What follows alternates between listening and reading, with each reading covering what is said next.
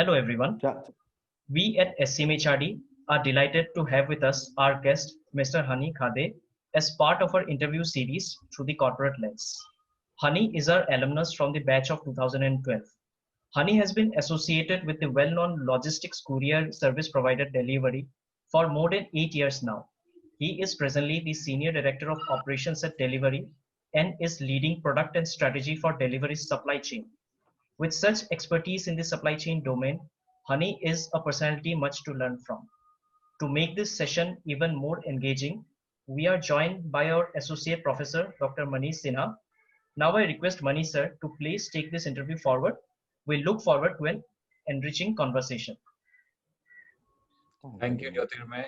And it is an honor and a privilege, Honey, uh, to conduct this interview because, to follow somebody's career who has been in your class is the greatest moment of honor for any teacher.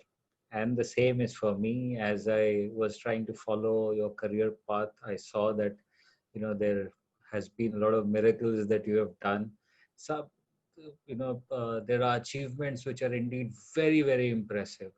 And Thank it left me inspired, and I hope it leaves all the students who are watching this also with a dose of inspiration.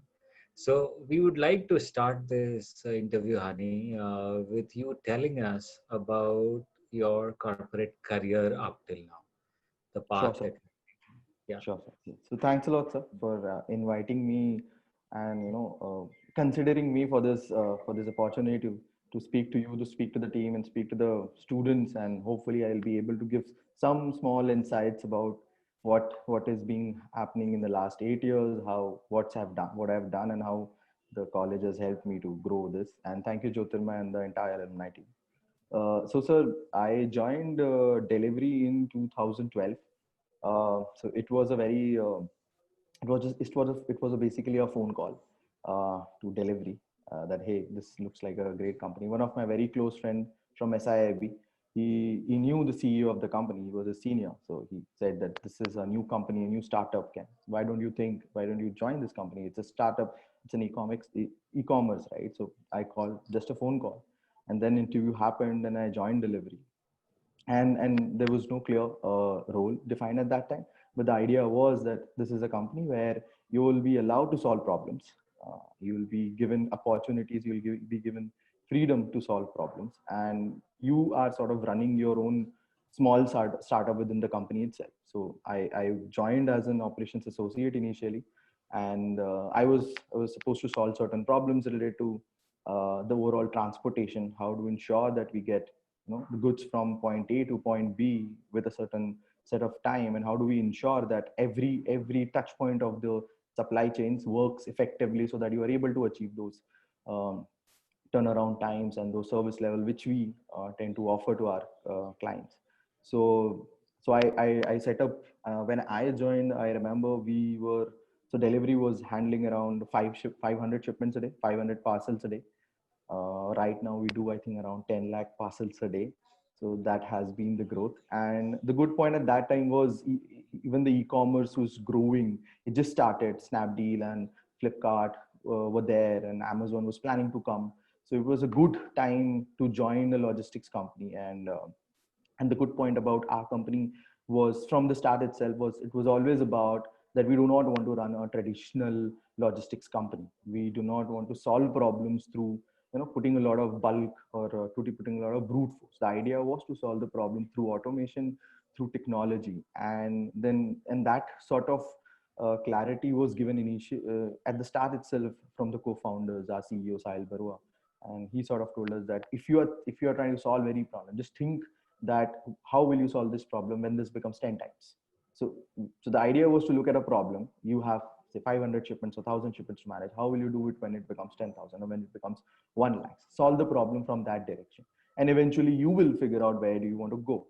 And so I started setting up the function. There was no sort of no sort of SOPs or no sort of processes to follow. It was about, this is what the problem is. Now go figure out. These are our guardrails. These are the cost guardrails. These are the service level guardrails.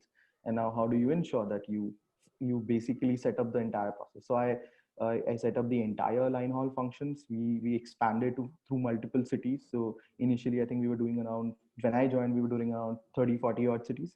We eventually expanded to, I don't know, I don't have the count right now, probably around 15,000 or 1,500 cities we have gone across. And my core responsibility was that how do I facilitate the expansion plan? How do I set up a network? So for an example, if now somebody wants a delivery in Guwahati, right? How do I ensure that the TAT which is agreed with the client is right, first of all, and then you are setting up every function, every network, every touch point, every mode, so that the eventually the shipment reaches at that time and gets delivered. And obviously on the tech side, how do you ensure that there is complete visibility of the every movement to the customer, to the client, and to the internal teams here, so that anywhere if there are any issues, any problems, there is an alert mechanism, and there is a faster recovery. Because eventually in logistics there will be certain hiccups, right? But the idea is how do you recover and how fast you recover. And that was the entire plan. So I joined as an operations associate.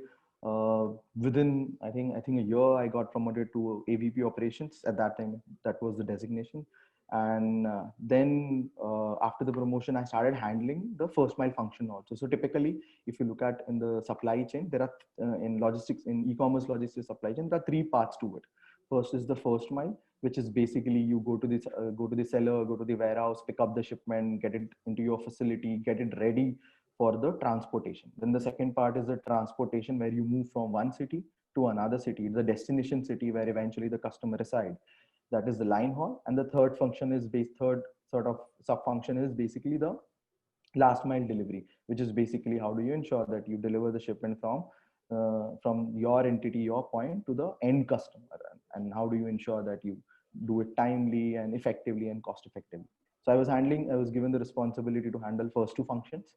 So I was leading first mile and line haul operations. So within my tenure, I also set up 18 automated sorters. So we were the first logistics company who basically set up uh, a throughput capacity of 1.2 million shipments per day.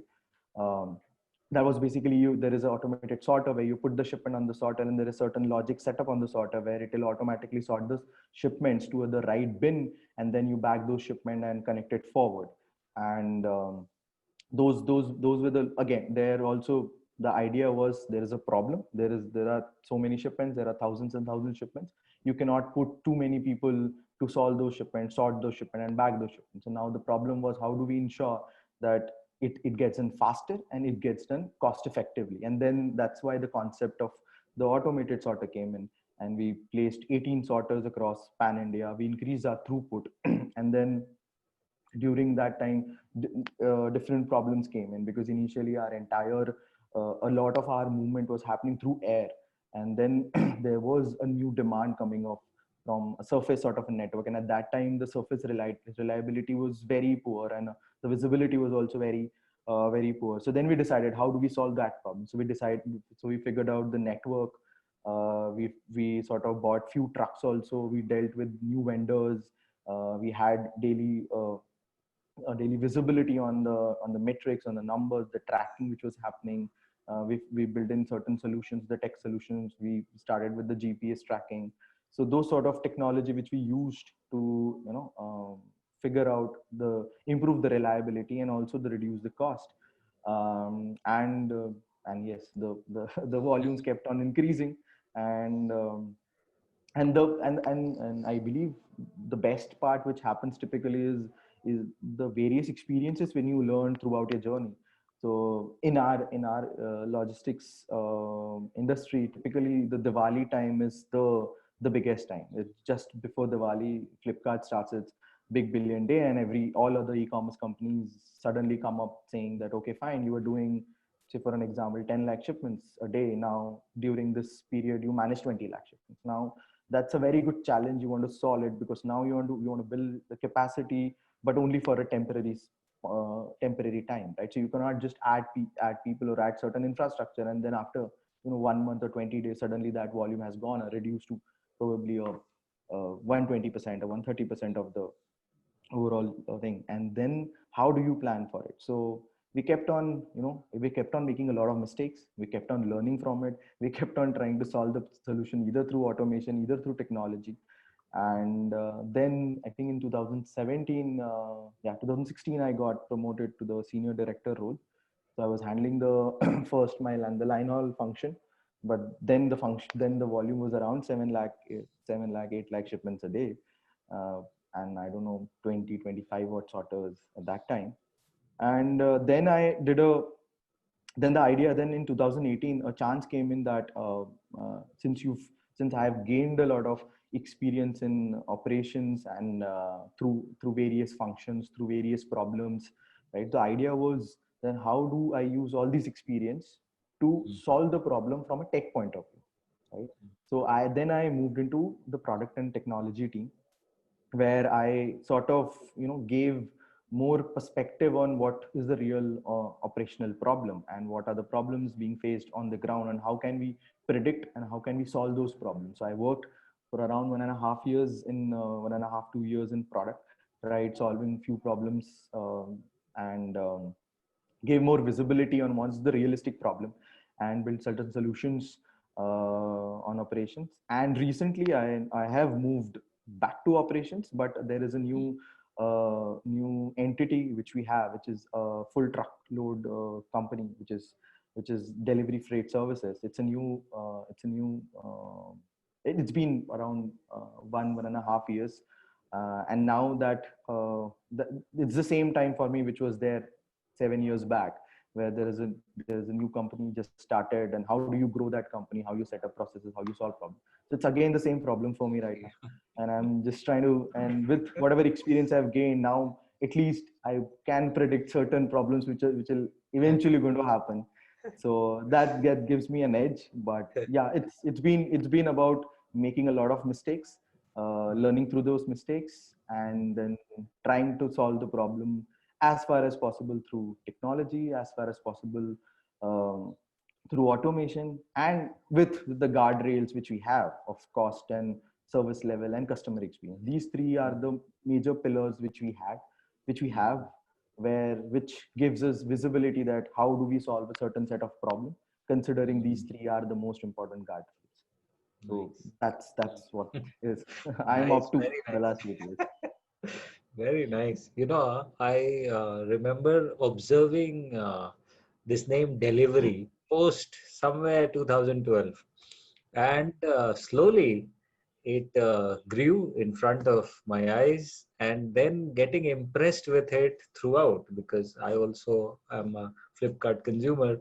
So it had continued to impress me in a very short duration of time, from being a brand which I had just noticed to something which you are impressed, and I'm so proud and happy to note that you have been a part since 2012 up till now. So you have been a very, very important part in that success story. And I'm sure the next thing, the next initiative that you have in your plate, you are going to be equally successful. Well, Honey, I want to take you back to SCMHRD. And, there is this confusion amongst the students whenever they choose a specialization. I want to ask you, the specialization that you chose, why did you choose it? And if you can suggest certain parameters on the basis of which the student should be making those choices. Right. So my decision of choosing operations was somehow I wanted to solve real world problems, and I'm not saying the other functions are not solving the real world problems, but I was more intended towards the logistics part of it, the supply chain part of it. I was really interested in solving those problems, because you always used to hear that US speed of a truck is 90 miles per hour. In India it's 40 kilometers per hour, right? And why that's happening, it's not entirely on infrastructure. As I mentioned, infrastructure will eventually happen, but there are a lot of inefficiencies, right? A lot of delays which has happened, a lot of unpredictability of the systems, and that was a core reason for me to take up operations. But yes, the idea was to solve the real world problems, and I felt that I was more suited to it because apart from what I want to solve, I also check what are my capabilities, what are my strengths, which I can solve, I can use and solve certain problems. So there are problems in finance, right? There are problems in marketing, and there are problems in HR. But I felt that my skill set was more suited towards solving problems in operations. And I remember when I was choosing operations, a lot of my friends who were in certain IMs and everything, and they were like, okay, fine, you're choosing operations, but you know, the operations is not that big in India, right? It's if you ideally want to choose marketing, right? It's there you will get a good salary and good opportunities. And in operations, typically we're not at that level. It's very traditional, but I still, somehow, I don't know at what happened at that time, was stuck to that operations uh, specialization, and I decided that okay, fine, I will continue and I'll see what happens. And frankly, I was not that much aware that e-commerce is going to go so big, and that will become the mainstay of logistics, or that will change the way logistics happens right now. But I was more inclined towards operations. So and I will tell students the only thing, that they just need to figure out what are their strengths. And strength doesn't mean that they are always, everybody's always good in numbers, or everybody's always good in anything, right? I could see my friends, my friends in college who are very good, in convincing people. And I used to tell them that you are the right person for marketing, right? There's no better person than in marketing and sales, right? And that's why you just need to figure out what sort of problems you are good in solving, or you can add value into it, and then you can choose specialization. And eventually, even if somebody gets into a certain sort of specialization, that is not the end of the world, right? Typically we have 4 or 5 core specializations, which effectively, if you look at the niche out of it, a particular marketing would have first layer, second layer, third layer, fourth layer. There will be a fifth or a sixth layer, which is a niche where you are the right fit for. But you just need to realize what are your strengths, or what are the strengths you want to work on, or what are the skills you want to work on, and solve those problems. So and I think the biggest thing, uh, I believe, is the passion towards solving the problem. And there has to be passion, because right now there are not that many checks and balances that somebody will keep pinging you or calling you that have you done this, have you done this. Nobody's going to do that. This current scenario, the work from home scenario, right? Nobody knows the person, what the person is doing, right? It's about that internal passion and the drive. That those are the, I think, internal passion and the drive are the skills which, in any sort of specialization, any sort of company, any sort of role if you are in, you should be ready with that. You should be passionate towards the problems which you see, towards the work you are doing, and there has to be a inner drive to do it. Nobody should be telling you to drive it. And if there are problems you are facing, there are issues you are facing, there the drive should be there, that okay, fine, I have to solve this problem, but I'm stuck somewhere else. Now whose help I can take? Is it my boss? Is it my colleague? Is it my colleague in some other company?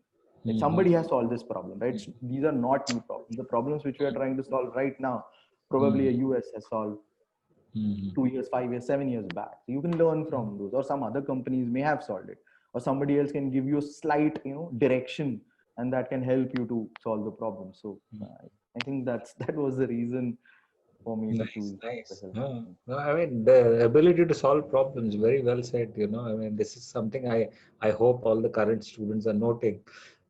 Because nobody is going to tell you all the time. Hey, you have to be that passionate enough and that ability to solve problems. Uh, Hari, this MBA education is supposed to be an entire package where you are delivered knowledge, skills, and a particular kind of an attitude. Now, I want to ask you, your 2 years at SCMHRD, how did it help you? Uh, so when I joined SMHRD, frankly, I came from a certain sort of background, right? And for me, speaking in front of so many people, I had my understanding of things, but I believe what everybody should learn, and probably the most important thing everybody should learn, is how to sell yourself, right? How to sell yourself, your ideas, whatever. Everybody internally has to be a salesperson, right? And before joining SMHRD, I believe I somehow lacked that confidence. I felt that what if I fail? How it is going to happen? And I'm coming from a certain set of background. I have a certain set of degree. Somebody is coming from certain set of degree. Probably that person will have advantage. I won't have advantage. I'm coming from certain city, a smaller city. Uh, College, specifically SMHRD, broke that. I think on the first day itself, I think it broke that by saying that everybody, all of you are equal and all of you have done nothing. So now this is a stage for you to learn, to build yourself, and to give in your your fears, your failures, and then restart. That start from scratch. And there are and when I was there at that time, I used to feel, oh, what's happening here, right? Why focus is not on you know only theoretical education, right? But right now when I sit here, I really believe that certain things which happened really added a lot of value. A small thing as OBL. First day we were asked, we were taken to a place. I think there was a 2-day trip. All of us knew. And I believe if that didn't happen, and if we were asked to join our individual batches, I would have known my section, and that too probably constrained to the tables around my section, right? But the OBL thing ensured that since nobody was aware that who was which section and who was which specialization, nothing. You started speaking to everybody, and the base of that was not your numbers, your previous educations, your previous achievements. It was not that. The base was simply there are 100 odd people, 150 odd people. They've been taken to a certain place, and everybody's been treated equal in terms of whatever is happening there. There were different exercises, the trekking, and different ways of interacting with each other. So that was the which I feel right now was, if that didn't happen, I would have not known somebody from a section A or a section B, right? And then when you know your colleagues, you typically go and take help from them, right? Because I believe everybody should take help from them, because somebody would have solved that problem, or somebody would have had a better direction or a better input to it, and that helped. That was the first thing which that helped. And apart from that, and the surprise tests and so many subjects, the unrealistic deadlines, which we used to feel that why are we paying to kill ourselves, right? And that was the thought at that time, because we were coming from a certain background, right? I was coming from 2 years of work experience before that, college, which was much more lenient and normal, and you had ample time. But right now when I see this, and in fact when I joined the company, you realize that that's the norm in any organization. Unrealistic deadlines are the norms. Whenever you ask anybody in the company, is when is this due, the answer is it was due yesterday. Yes, today.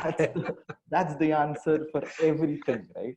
And then you realize that since you've been already sort of given that sort of nudge in the college, given that sort of setup in the college, that come what may, you had a full day, you came back in your room at 9, and then suddenly your mail comes at 11 that gives submit this at 6 in the morning. Frankly, fine, that could have been done earlier, whatever it is, but that's the reality right now. That's the reality in any organization. The client is not waiting for you. If you don't do it, the contract goes to somebody else. If you don't do it, the customer, you lose the customer, right? And that's a huge impact. So those surprise tests, those unrealistic deadlines really, really set up all of us. And in fact, I'm not telling my experience only, but a lot of friends, we connect with each other, and whenever the discussion is that okay, fine, it was good that we had this unrealistic deadline, because we know right now that you have to do it. And we have done it in college. All of us have done it in college. So that gives a slight edge to us here. And I believe that happens probably in a lot of other colleges also, but specifically here, that was the advantage. The surprise test, that the surprise test, I used to feel I don't know what's happening here, and why somebody doesn't tell us what we have to read. But I think the concept, when you eventually sit back and when you realize, then you understand the overall the concept behind this, that you do not, the college doesn't want you to mug up, right? So that you come prepared 3-4 hours before the exam and you write everything. The idea is to learn it conceptually, to learn entire thing, that whenever somebody asks you, you understand the concept and you can use those concepts and apply on certain things. So those were the things. And few more initiatives which the college took was the capstone certification. I really liked that. I think that was closest to the industry or the reality outside, that gave all of us a certain set of, you know, certain set of visibility on how do you solve problems. And it was very good, because it didn't it was not only testing your probably planning skill set or an operational skill set or a number skill set, but also HR, also other things. How do you manage everything by keeping your HR costs down, or how do you manage everything by keeping your other overhead costs down? So it was a good experience. All of us really enjoyed, and I still remember literally on in every conversation with our batch, and that is the one thing which comes out every time, that okay, fine, capstone, yes. So these were the few things. And I think the college in general, the vibe in the college, the overall the good thing, also one more good thing I feel was, there were other two colleges, and we used to initially feel that why don't we have our own college?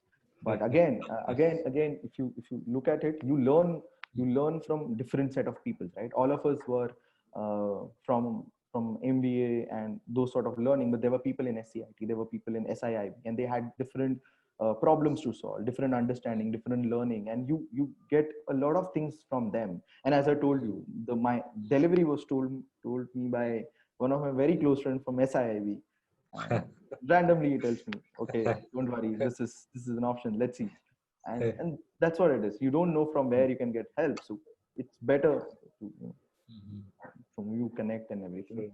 True. Yeah, that was the entire experience in college. So, one is always very intrigued, especially in your case. I'm tempted to ask this question. You were working with Reliance, I guess, before joining SCMHRD. Right. So, and after SCMHRD, so if you have to compare these two periods of work, uh, was there a substantial change in you? I mean, how would you put it? So yeah, so Reliance. I think Reliance first 6 months you were ecstatic with the paychecks. You never saw the paychecks, right? Entire your life for, I don't know, 21, 22 years, you're still studying and you were dependent. And the feeling at that time was very different. And the feeling was not was very very narrow and very specific and not broad, right? It was about, this is my work, I'll do my work, that's it. I have to do my work, I'll solve the problems, that's it. It was very specific, right? And eventually, after the management and now in delivery, the thought process is very broad, right? The thought process is, though it's specific, I'm not saying it's not specific, but but right now you solve problem by looking at the entire impact of it, the broad level impact of it. You don't solve the problem, right, that this is my KRA or I'll solve this only and that's it. I don't figure out what impact it has to another function, right? Because it's a change, right? I can't only look at about my problems, or I can't only solve my problem. It's a change. So you need to see whether the entire chain is working properly or not.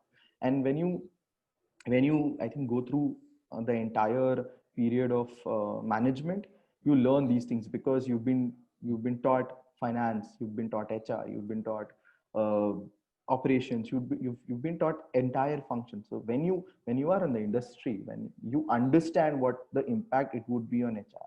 For me, I would say that, oh, I asked you for 10 people, why didn't I get 10 people in 2 days or one day? And then you realize, if you understand, if you have the empathy to understand how the entire chain works, then you eventually give a certain set of timeline to the HR team also to hire people, right? Because if you want the quality and if you want and everything, right? And just an example, if you want all those things, you have to understand the entire chain, and then probably give enough time to them, right? So that means that the TAT doesn't change, right? The TAT means that you have to do it by yesterday. But that means that what time you were taking, or the decision, the time you were taking certain decisions, right? You have to fasten your decisions. There is a HR team, they'll do their job. How can you improve at your end? How can you take your decisions faster? How can you give them more direction so that they can do a better thing or a faster action of it, right? So there was this huge change in that. I remember in Reliance, probably the largest group I would have spoken in front of would be 3 people or 4 people. And right now, I don't know, I've spoken in front of 500 people, 700 people. I don't remember. So yeah, there's huge change with that. True. And I believe that it's a very good, uh, it's a very good concept of, teaching a certain set of specialization. I being in operations or somebody is in marketing, but all the aspects of the business, right? HR, finance, operations, marketing, everything, so that you understand the whole thing. Yes, you are master of one of the specialization, but you do understand how other specialization works. Probably you can take a better call at that time, or you can suggest somebody something, right? So yeah, there's been a huge change there. Yeah. Nice, nice. So, whenever we also do generalizations as teachers. Okay. I mean, we are all guilty of that. So, what we, you know, typically expect whenever we are going to an operations class or a finance class is that the student is going to be very, very serious. And you have to be, they are very high on technology, they are very high on concepts, and therefore you also associate a certain kind of personality with these kind of students. So what I am witnessing in the case of your career is that you have evolved from a core technical person to a person who's managing people, at such a mega scale of business. All aspects of business are required. At the same time, you must be having your periods of despondency, your periods of not feeling satisfied. Now this is something which we are also seeing amongst our students. So how do you handle such pressures? Would you like to give some advice to our students regarding that? So, so the first pressure I had was when I was in college. I wasn't placed, so I tried. Yeah, I wasn't placed, and did try. But at that time, as I told you, that time operations was not the big puller or whatever you want to call it. But yeah, the operations had some problems at that time, and the idea was that uh, 2 things happened. One was I was aware that what my skill set are, and I can figure out something. And second, and I still continue with that, is I always had a uh, good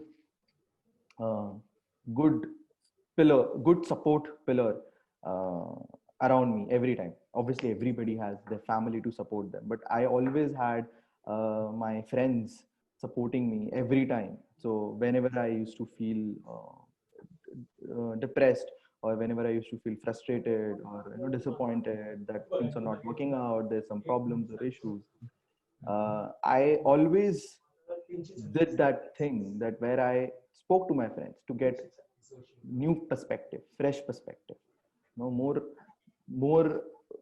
visibility on what's going wrong. Because typically, what happens is if you start working to solve the problems on your own, sometimes you become rigid. Sometimes you think that I am doing my best, and there are problems with other people, there are problems with the world, and you're not able to pinpoint certain problems. That this is what so is supposed to be the answer. Why is somebody else expecting the answer? And probably the theoretical answer is right, but situational answer is not right. At that time, the answer is not right at that particular time.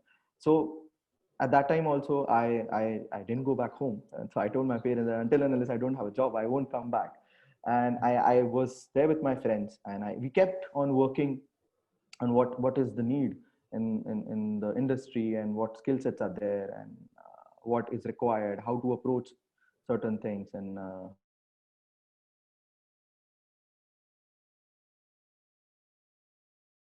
to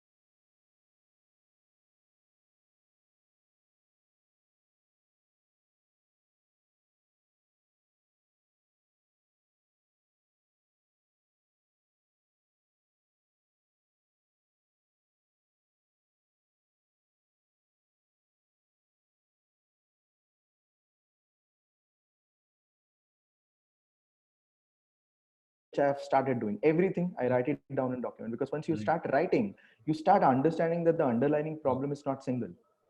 It has multiple layers, and probably the problem which you are highlighting is not the real problem. The problem is something else. So you keep on highlighting, and that goes for your personal things also, right? If somebody is not, able to figure out certain set of job or certain set of role or certain set of specialization, just try writing it down. Try writing down, what do you want, what is your skill set, what things you like, what problems you want to solve, what is in the industry, what are the skill set which you need, do I have. Then you figure out that, okay, fine, the problem is not one, the problem is actually there are 7 set of problems, and all those 7 have different solutions. One probably to go and take a certain understanding of a certain subject, other is to be more confident, other is to be more prepared. So there can be multiple layers of it. Typically what happens is we tend to solve that problem with the same approach. So that's the one thing which I've started doing on writing literally everything. Like I write documents on everything. I start writing it, and then I eventually I understand that the problem is something else, and there is no single answer for it. There are multiple answers, and the answer, then one problem is not equal to 100% solution. There are one problem with 30%, second problem with 20%, and that's how we reach the 100% goal. And it's really really helpful. And the second thing which I said, that I always ensured, and I was lucky, and the credit goes to SMHRD, that I have very good friends who are there with me, who are there in office, who are still there and with me, to give me a fresh look of ideas. They are critics. They always come back whenever I am disappointed, whenever I am frustrated. I tell them that this is what's happening, and then they give me different ideas, fresh look of it, and then you understand. Okay, fine. This is how probably we'll try. Let's do this. Let's try this. Let's try this fresh approach. And more often than not, this is helpful. That helps, and that solves the problem. So I'll tell Okay. everybody: you have friends. They are the biggest probably support system you have, and they can give you fresh ideas. There are a lot of people who have solved theoretical problems, who have solved different set of problems. They can give you that experience, that understanding, at least that direction, that okay, this is the direction probably, and then you figure out you. So that's what I say. That's a great tip to whoever is listening. Write down your problems and break it into smaller sub problems. That's very unique and very nice. Very good insight. Honey, I want to ask you. These COVID-19 times have induced new kind of challenges, and I'm sure for your company too, there are very different kind of challenges. So, how have you all coped with this particular challenge? So yes, so Mm, COVID-19 has been probably the one of the biggest challenge mm, in this 8 years of my experience here. And we, as I told you, typically our biggest problem used to be the big sale planning, and how do you suddenly expand your network and suddenly after the sale contract it, right? mm, But COVID-19 has been that gave the first thing out, that you won't have people uh, to solve every problem. Now you have to solve the problems through different way, right? So what we did was, we first of all identified during the COVID time that what is going to happen, right? uh, what can be the scenario once we are free out of this, or once the lockdown is over. And we started building our important problems which we want to solve at that mm, time. And the first thing which we did was, since we knew that probably for 1 month or 2 months we may not be able to run our operations, what we did was we identified the problems which we want to build, which we want to solve from technology. So we write down important problems in product and technology, and we have started building solutions on it. So we gave our product team the problems, and they started working on it. The product and tech was completely involved in solving those problems. Then we had our teams from regulatory, from the team, from admin, from security, and they started planning and discussing with the authorities, discussing with the ministry, that what can be the scenario and how will the scenario be after 1 month, 2 months, 3 months, what can happen, what challenges we will face. We realize there will be issues in terms of movement, there will be issues in terms of manpower sourcing, right? So we solved the first problem of the movement, and we started taking the approvals from the government. So in fact, the first letter which went to the ministry for allowing essential services was with Delhivery's name in it. And because we were the with Flipkart and Amazon, we were also the company which went to the ministry and told them that we are the people who should support at this time, right? Because people are not able to go out, they still need groceries, they still need essential items, and if you really want to make this entire COVID lockdown and precaution successful, you would want minimum set of people to come out. And and in fact, we were not doing the hyperlocal deliveries at that time. We were more on the large network deliveries, right? Not the 2 hour 4 hour deliveries, but we identified the problem, that this is the need, and we absolutely built, I think in 3 days or 4 days, we built the product and we launched the services, right? Because at that time there was a clear instruction from our CEO that you have to support, you are the pillars. And sort of he told us, he motivated us from that point of view, that so the way doctors, the way police, the way army, the way everybody is supporting the cause right now, the logistics company will also be a very big pillar in supporting this cause. And that's how we started with the hyperlocal delivery. What we did was, there was huge shipments in our network, right? Because suddenly the lockdown happened. What we identified from our technology was, out of all those shipments, those are the essential items. So we somebody in our product team built a algorithm, and from the content, right, they figured out which of those contents can be essential items, and then we prioritize those shipments, right? We took approval from the ministry. We told them that we are going to move only essential items, we are not going to move anything else. You give us the permission for that. And we identified those essential items, and then we started delivering those essential items. Also, what we did was, after 1 or 2 months, what we did was, from our experience, at which pin code is in lockdown, which pin code is not in lockdown, which pin code is in sort of red zone. That at that time it was red zone, green zone, right? So we internally built our entire map of red zone and green zone. So as soon as a shipment used to hit us, manifest us, right, we used to know whether it's a red zone or a green zone, whether we can deliver it or not, right? So we use that technology, we use that knowledge in trying to simplify our operations, because the problem was that a lot of manpower went back home, right? So now you had certain limited set of people are with you, right? And how do you now uh, cross utilize, and how do you ensure that even they are safe?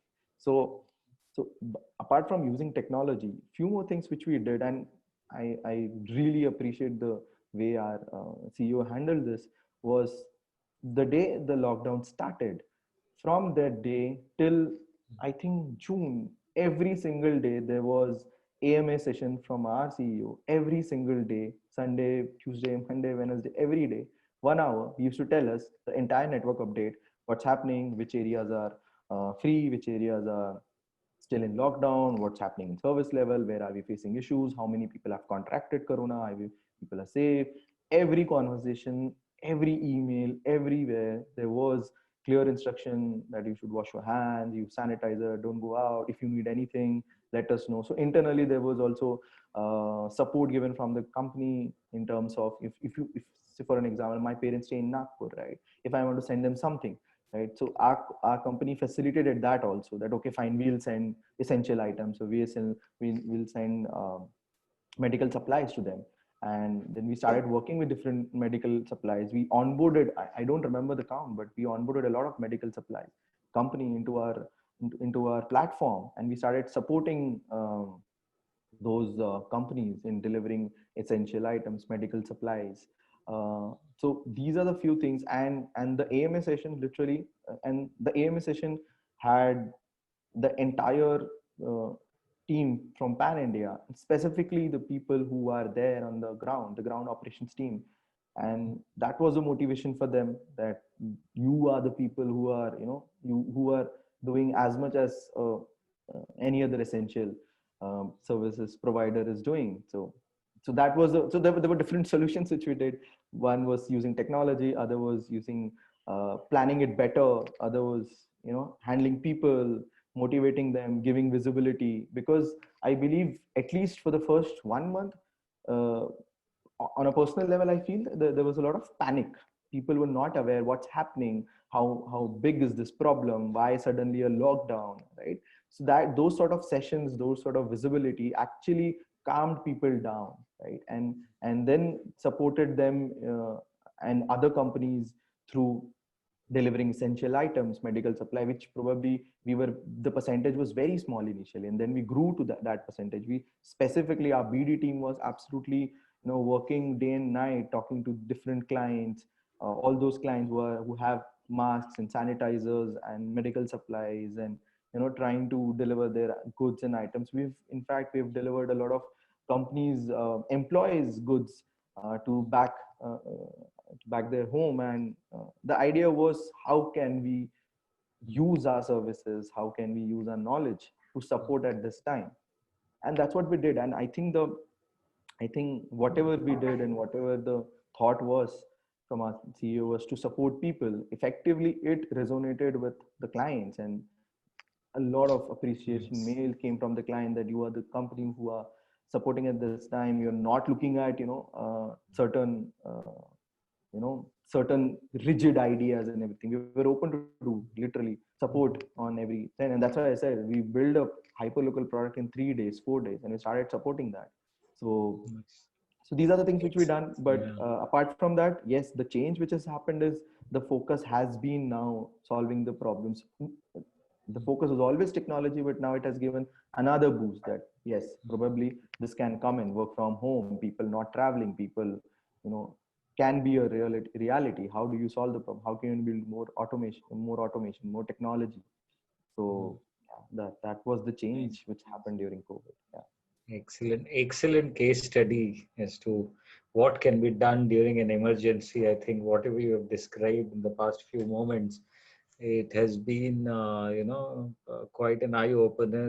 And, you know, uh, when you are constrained by restrictions, when you're constrained by laws, how do you act? So thank you for sharing this case study with us in such detail. I'm sure everybody is going to get benefited. Honey, it has been extremely nice talking to you. It has been, like a true operations student. You have been very crisp and clear in enunciating your thoughts, and I personally enjoyed it a lot. I also understand that, you know, if you look at successful people, there are certain ingredients. One is excellent communication, second is valor to take up new challenges, and third is their ability to manage their emotions and be positive. And in this talk that we had over the last half an hour or so, I realized you are filled with all these three. So I'm sure in all your future ventures you're going to be super successful. Thank And you. thanks a lot for talking to us, taking time out and talking to us. Thank you, sir, for the consideration. Thanks a lot. It was a really good talk. I always feel that you have to give back to your, alma mater from wherever you come from. You have to give back. And it was a good opportunity for me to speak to the students probably in future once everything goes right and everything happens. Probably I can come to college and discuss with Yes, few yes, students and yes. probably share my thoughts, share my whatever minimum experience which I have. And probably that helps anybody, or I learn more things from college. So thanks a lot for this talk. Thanks for the consideration. And Absolutely. thank you to you specifically. You took your time and It spoke to has me. been a pleasure, and we would love to see you on campus. Now, I think the alumni team will give a vote of thanks. Thank you, Honey, for such an insightful interview session. Not only did we get to know about your corporate experience and wisdom, but also remind ourselves of the uniqueness of learning experience at SCMHRD. Also, your talk about how delivery companies, particularly Delhivery, has been ensuring that all supply chains remain intact, especially during this pandemic situation. It's very intriguing to know, sir. We also express our sincere gratitude to Manish sir for joining us for this session and making it so engaging. Thank you, Manish sir. Thank you, Honey.